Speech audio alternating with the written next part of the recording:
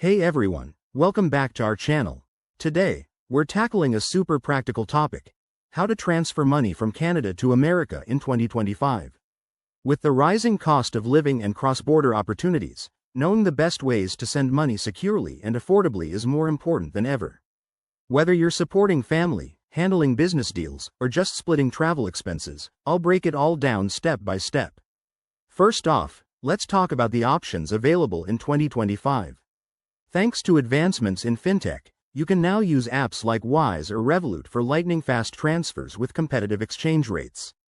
Traditional banks like RBC or TD are still reliable, but they might charge higher fees, so compare them first.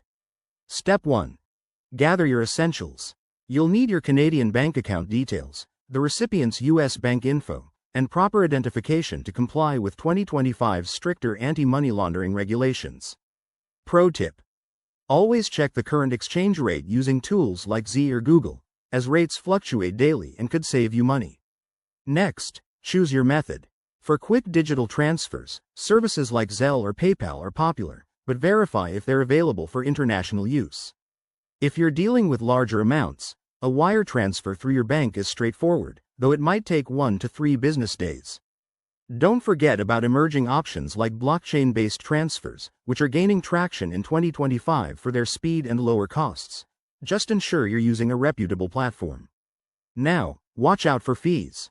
In 2025, expect hidden charges for currency conversion or intermediary banks, so read the fine print. Once you're ready, initiate the transfer online or in person, and always keep an eye on your transaction status through apps or email confirmations. Finally, after the money arrives, double-check with the recipient to avoid any issues. There you have it.